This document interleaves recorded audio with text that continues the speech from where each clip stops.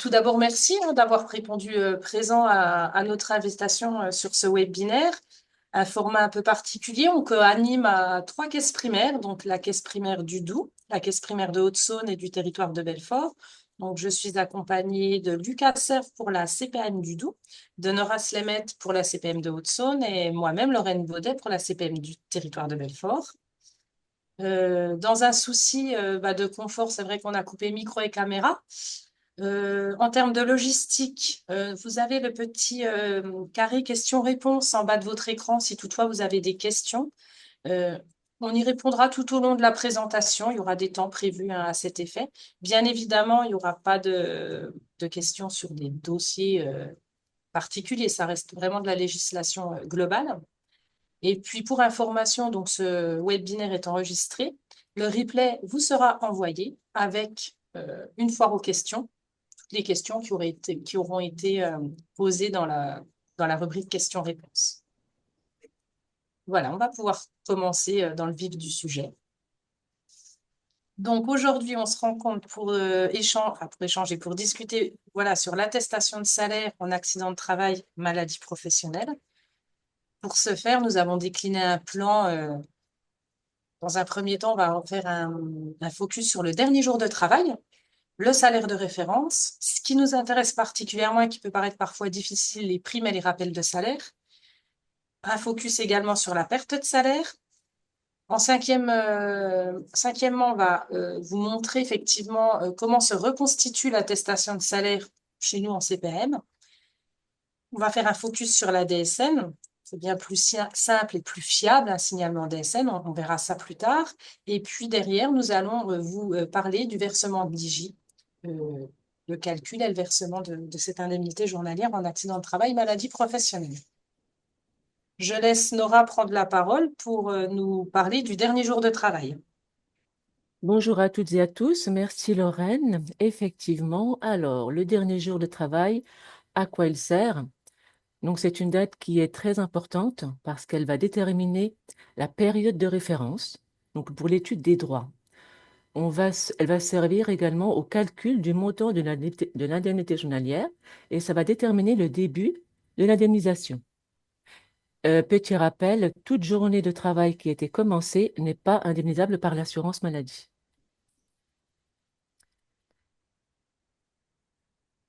Donc, pour illustrer ce propos, on va prendre 2 exemples. Dans le cas numéro 1, le salarié a un accident de travail qui entraîne un arrêt de travail immédiat. Donc, le salarié va vous fournir un certificat médical daté du jour de l'accident de travail, donc soit le 12. Donc, le dernier jour de travail sera le 12 juin. Dans le cas numéro 2, votre salarié a un accident de travail avec un arrêt postérieur à la date de l'accident de travail, au 12 juin. Donc, pas d'arrêt immédiat. Le salarié a travaillé les 12 et 13 juin et il vous fournit un certificat médical d'arrêt à compter du 14 juin. Le dernier jour de travail donc, sera la veille de la prescription médicale, soit le 13 juin.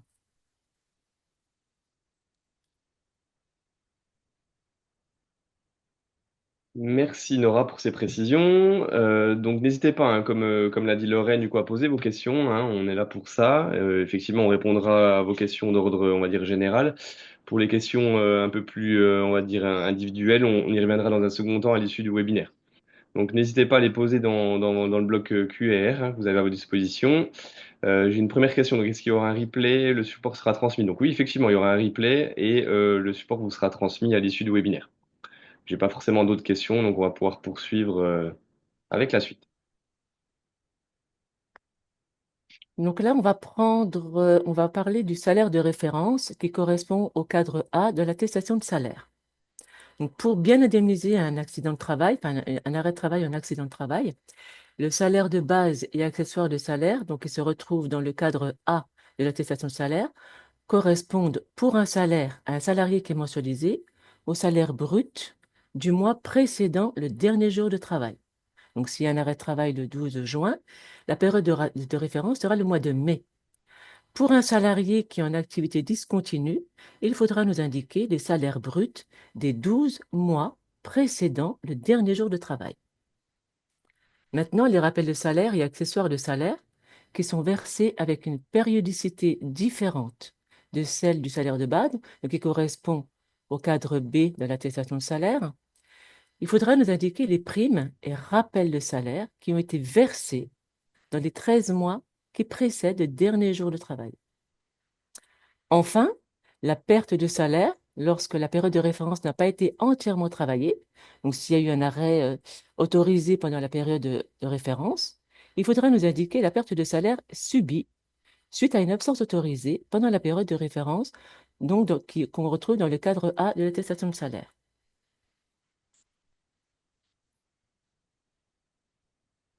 Merci Nora. Alors allez, exerçons-nous un petit coup dès à présent. Alors, petit quiz, je vais vous lancer le sondage. Alors, un instant, cette première question. Je vais vous laisser quelques minutes pour y répondre. Donc alors, à quoi correspond le salaire de base lorsque je saisis une attestation de salaire en accident de travail, maladie professionnelle sur une entreprise ou en signalement DSN? Donc là, effectivement, vous avez plusieurs réponses qui sont valables. Donc, premièrement, donc le salaire du mois précédent le dernier jour travaillé, donc le salaire mensualisé. Deuxièmement, les salaires des 3 mois qui précèdent le dernier jour de travaillé. Et troisièmement, les salaires des 12 mois qui précèdent le dernier jour travaillé, donc activité discontinue. Donc allez-y, je vous laisse quelques secondes pour y répondre et on verra à l'issue effectivement les réponses qui étaient attendues.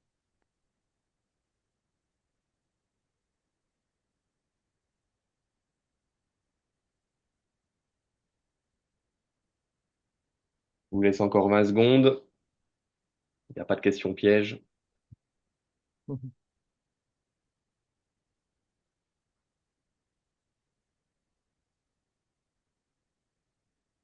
Hop, alors on va mettre fin au sondage et partager les résultats. Donc effectivement, ce qui était attendu, donc c'est le salaire du mois précédent le dernier jour travaillé, donc le salarié mensualisé, et les salaires des 12 mois qui précèdent le dernier jour de travaillé. Donc l'activité discontinue, comme on l'a vu précédemment, effectivement. Donc là, je vois que vous suivez bien, parce qu'effectivement, on voit dans vos réponses qu'elles sont plutôt justes.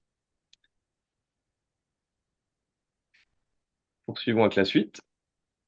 Alors, le salaire de base, on vous a mis une information, un exemple, une fiche de paye, un exemple de fiche de paye, donc qui va correspondre à la ligne qui est sur l'accident de travail et maladie professionnelle. Donc, il suffit de reporter le montant qui se trouve au bout de la ligne et vous allez reporter ce montant dans le cadre A de l'attestation de salaire sur Net Entreprise. Lucas, si tu veux bien passer à la slide suivante. Voilà. Donc là, nous en sommes donc à l'étape numéro 5 sur l'attestation de salaire dans Net Entreprise. Vous indiquez le montant brut que vous avez pris sur la fiche de paye et vous enlevez bien sûr la part salariale des 21% du montant brut. Alors, ce salaire principal, dans le salaire de référence, il faudra indiquer le salaire principal, les congés payés s'il y en a eu, les heures supplémentaires payées et effectuées, j'insiste bien sur effectuées au cours de ce mois de référence, et s'il y a éventuellement des primes mensuelles versées au titre de ce mois de référence toujours.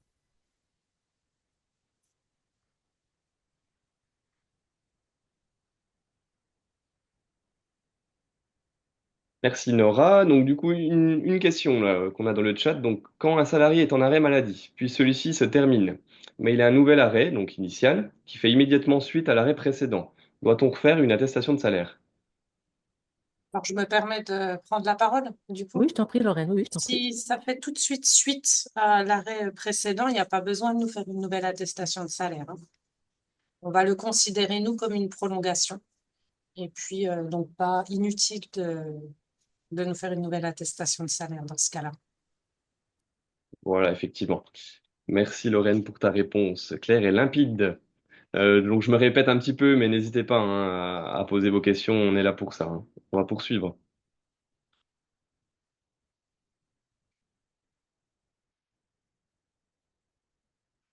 Sur, donc sur effectivement les primes et rappels de salaire, donc dans le cadre B. Donc on va déjà commencer par se mettre en appétit, donc avec un petit quiz effectivement, que je vais vous partager.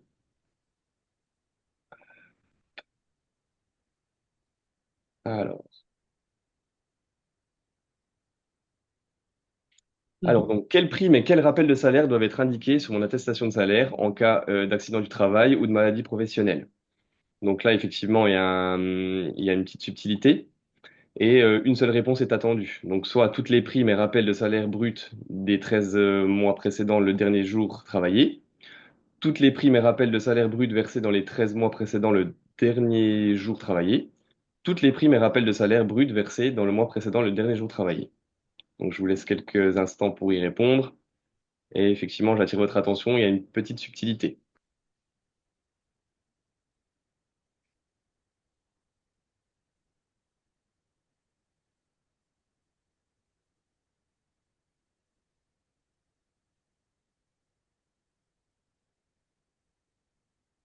Allez, je vous y laisse encore 20 secondes.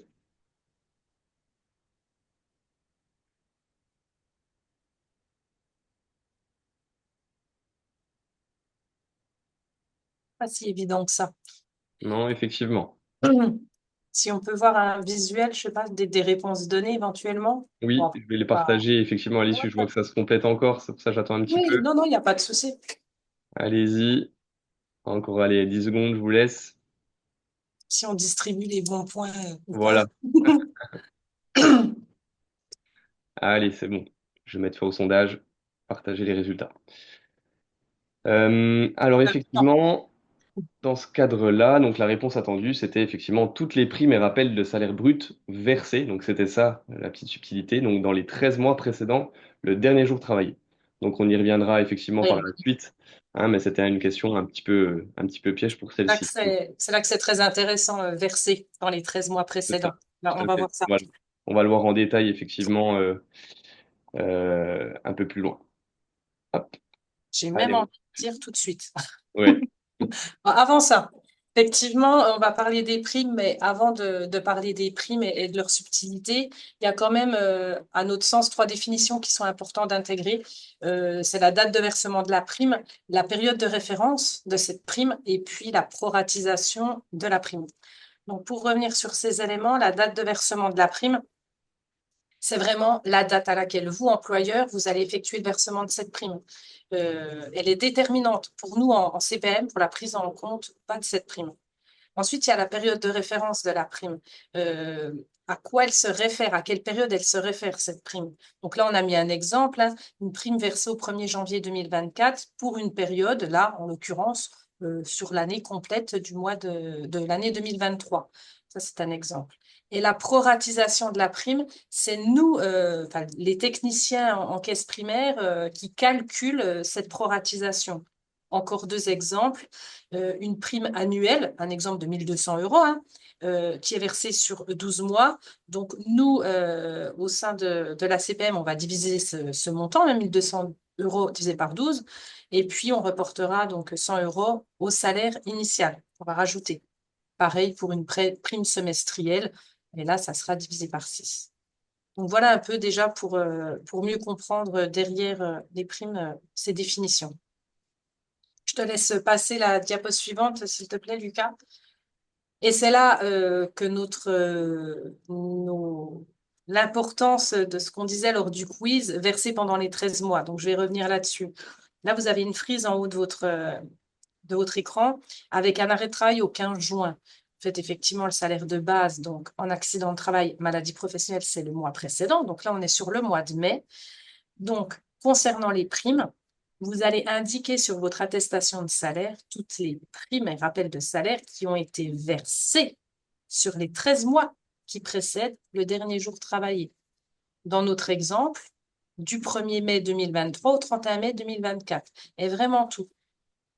Tout ce qui a été versé. Exemple, à quelques exemples rapides, les 13e mois, les 14e mois, les primes de fin d'année, les rappels de salaire, bon là, suite à une augmentation. Enfin voilà, toutes ces choses-là. Une fois que vous les avez indiquées, n'oubliez pas d'enlever effectivement, mais ça, vous le savez bien, la part salariale de 21% du montant brut. Lucas, tu voulais Oui, intervenir? effectivement, bah, pour te compléter, donc si vous, en tant qu'employeur, vous avez un doute, Hein, concrètement, c'est d'indiquer vraiment, comme disait Lorraine, donc toutes les primes et rappels de salaire susceptibles d'être pris en compte. Et après, effectivement, c'est la caisse primaire qui sera en charge qui retiendra les primes à prendre en compte, quoi, concrètement. Donc, si vous avez un doute, voilà, vous déclarez tout, pour résumer. Donc là, c'est une fois encore pour compléter le propos, mais de façon un peu différente, plus sous forme de frise, mais de tableau. Donc on est toujours sur le même exemple, hein. Un arrêt de travail au 15 juin. Le salaire de référence, on est toujours le salaire de base mai 2024. Donc on le met en gras, on souligne, c'est vraiment toutes les primes et rappels de salaire versés sur les 13 mois. Donc là, un exemple concret, il y a trois primes d'indiquer, une versée le 30 juin 2023, une le 30 novembre 2023 et une le 31 mars. Donc, on est bien d'accord que toutes ces dates de versement, c'est bien à l'intérieur de nos 13 mois qui précèdent l'arrêt de travail. Donc, elles sont à mettre sur l'attestation de salaire. À ça, vous allez indiquer effectivement la période de référence de la prime. Alors ça, c'est effectivement selon vos conventions, selon comment voilà, sont versées les primes dans l'entreprise. Nous avons mis différents exemples sur 6 mois, sur 12 mois, sur 3 mois. Bien évidemment, le montant de la prime est la part salariale à déduire. Et nous, en caisse primaire, nous allons voir si nous prenons ou pas cette prime en compte. Je vais rapidement vous faire si on, enfin voilà, si on prend ou pas ces primes en compte, par exemple celle du 31 mars 2024, qui est versée sur 3 mois, celle-ci sera prise en compte, par exemple.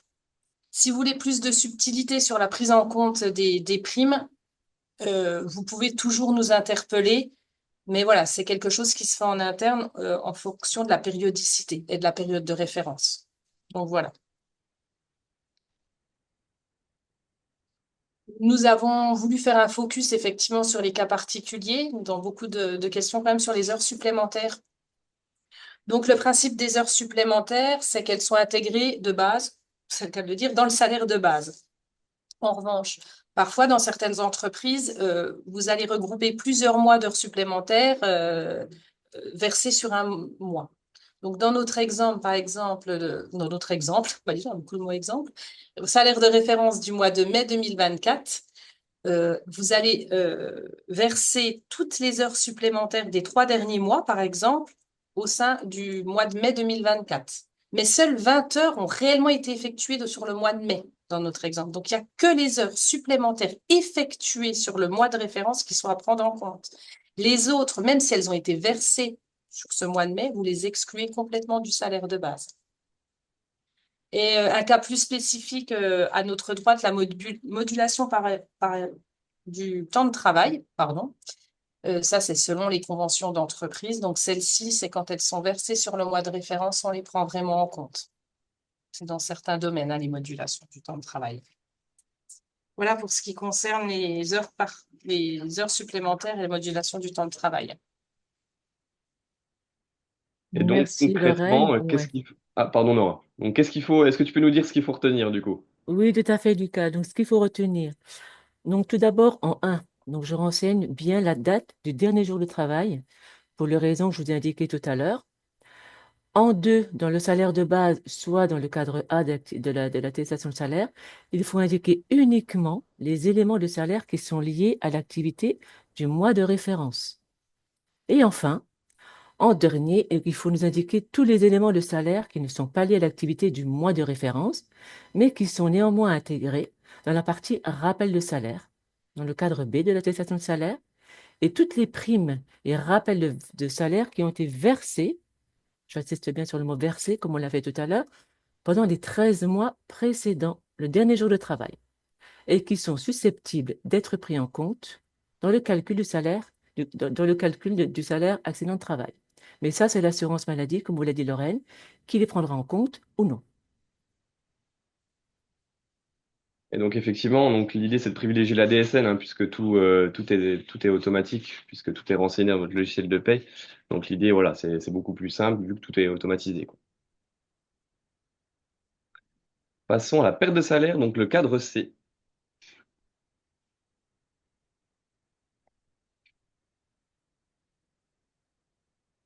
Lorraine? Tu as coupé ton micro. Oui, excusez-moi. Il n'y a La pas de mal. perte de salaire, merci. La perte de salaire, c'est comme en maladie. Donc, je disais, c'est vraiment si votre salarié il a une absence autorisée durant le mois de référence, on doit indiquer effectivement la perte de salaire dans le cadre C.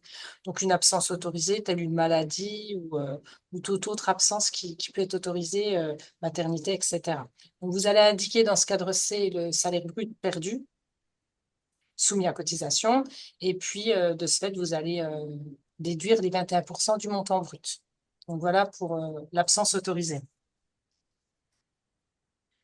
Est-ce qu'il y a des questions? Merci Laura et Lorraine, pardon. Et non, effectivement, on n'a pas de questions, donc on va pouvoir continuer. Alors, la reconstitution de l'attestation de salaire, là aussi, c'est très intéressant de voir comment, effectivement, nous, en CPAM, nous recevons les attestations de salaire, que ça soit issu de notre entreprise ou d'un signalement DSN. Donc, on retrouve bien nos trois cadres, pardon.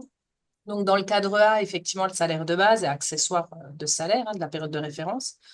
Dans le cadre B, donc tout ce qui est les accessoires de salaire, notamment les primes, comme on l'a évoqué tout à l'heure. Et dans le cadre C, s'il y a eu euh, une, une période non travaillée dans la période de référence, donc la perte de salaire engendrée. Donc, voilà pour la reconstitution. Merci Lorraine. Et du coup, en DSN, concrètement, comment ça se passe et quels sont les avantages, etc. Donc, on va passer à la suite. Donc, par un petit quiz déjà, pour entrer en matière. Donc, quels sont les avantages, effectivement, du signalement DSN en accident de travail, maladie professionnelle? Donc, je vous lance le dernier sondage. Hop. Donc là, pareil, donc plusieurs réponses sont possibles. Donc, soit pas de montant de salaire à compléter, pas de prime à indiquer, pas de perte de salaire à saisir, et un seul signalement DSN génère une attestation de salaire, accident de travail, maladie pro et une en maladie. Je vous laisse quelques secondes pour y répondre. Là, on peut préciser que plusieurs réponses sont possibles, hein. Oui, Mhm.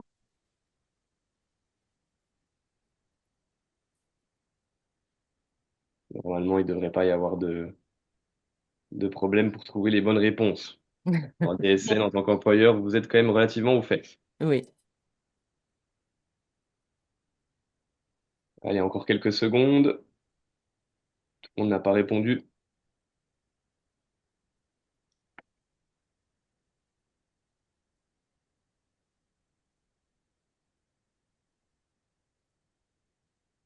Allez, je vais pouvoir mettre fin au sondage. Partager les résultats. Alors, est-ce qu'on... Ah, intéressant.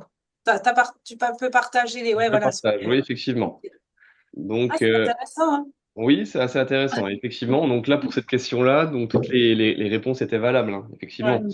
puisque comme pour les différents risques qu'on peut embarquer, donc pas de montant de salaire à compléter en DSN, pas de prime à indiquer, pas de perte de salaire à saisir, hein, puisque tout est automatisé via votre logiciel de paye, tout est enregistré. Voilà, c'est tout automatisé. Donc effectivement, vous n'avez pas ces notions-là à mentionner. Et effectivement, un seul signalement DSN permet de générer une attestation de salaire à la fois au risque accident de travail et maladie professionnelle et également une en maladie. Donc comme vous le disiez précédemment, hein, l'idée c'est vraiment de privilégier effectivement la DSN, hein, puisque voilà, tout est automatisé, tout est renseigné. Donc effectivement, en termes de flux que vous transmettez, c'est beaucoup plus fiable. Et en termes de délai de traitement également. Donc vraiment, l'idée, c'est vraiment de plébisciter davantage l'usage de la DSN, quoi. Hein, même pour le risque aussi en accident de travail, maladie professionnelle. Et je rebondis juste, effectivement, on a 54% seulement qui ont répondu qu'un signalement DSN ATMP générait en toute transparence une attestation maladie. Donc, je vais laisser Nora effectivement appuyer sur ce propos derrière. Ouais. Effectivement, on va poursuivre. Oui, tu as raison, Lorraine. Donc, quand vous faites un signalement DSN, un accident de travail et maladie professionnelle, donc ça va générer une attestation de salaire, donc, sur le risque ATMP, et également une autre en maladie. Pourquoi une deuxième en maladie? Parce que ça va permettre, dans un premier temps, de payer l'indemnité journalière, donc l'arrêt de travail, enfin, une indemnité provisoire. Pourquoi provisoire? Parce que pendant l'instruction du dossier accident de travail, on va pouvoir verser une indemnité journalière qui sera régularisée de manière automatique en cas de reconnaissance de l'accident de travail ou la maladie professionnelle. Donc, aucune démarche à faire de votre part. Tout se fera de manière automatique. Donc, on répète encore une fois, le signalement d'arrêt en DSN, c'est beaucoup plus simple parce qu'il n'y a aucune déclaration à faire, pas de montant de salaire à compléter, ni de prime, ni de perte de salaire à saisir. Le système prend en compte tous les éléments qui ont été enrichis dans la DSN mensuelle et tout est transmis de manière automatique.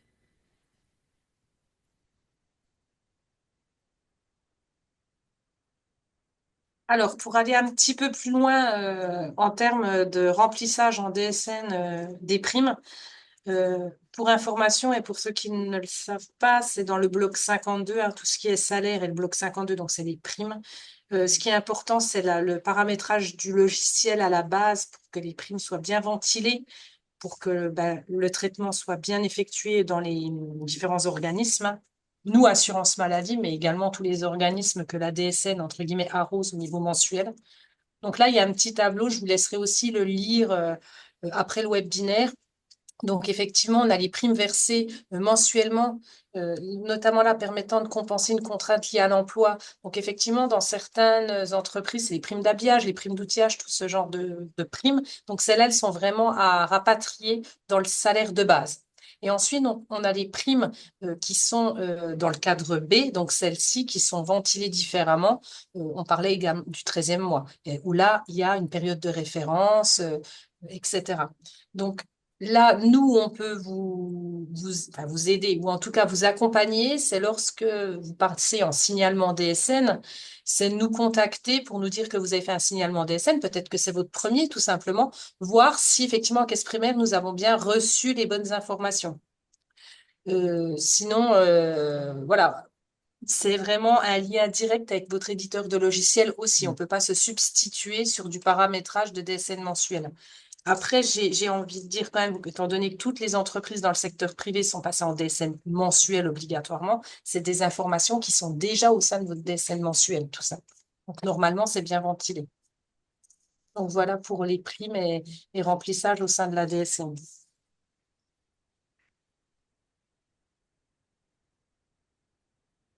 Donc maintenant, nous allons voir le versement de l'indemnité journalière et l'évolution du montant dans le temps. Par exemple, si vous avez un arrêt de travail sur une longue période, donc dans les 28 premiers jours d'indemnisation suivant l'arrêt de travail, donc l'IJ, l'indemnité journalière, sera égale à 60% du gain journalier de base. À compter du 29e jour d'arrêt de travail, l'IJ est majoré et porté à 80% du salaire journalier de base. Avec toujours, hein, pour rappel, on enlève les 21% de cotisation.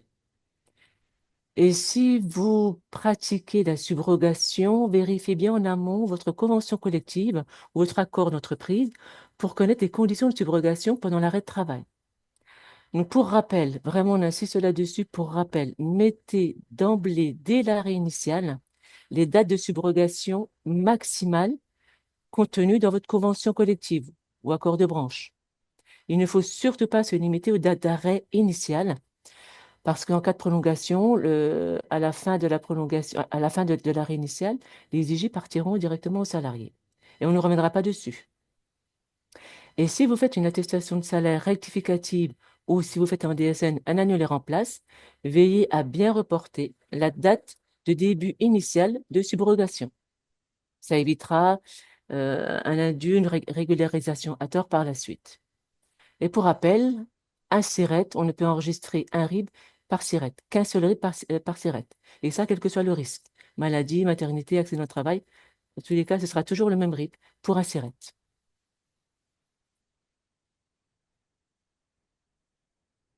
Merci Nora pour ces précisions. Alors, on a quelques questions dans le chat qu'on va essayer d'y répondre en direct. Alors, première question. Donc, j'ai un médecin qui utilise un CERFA 11138-06 pour une prolongation AT. Sera-t-il pris en compte? On peut y répondre si vous le souhaitez. Oui.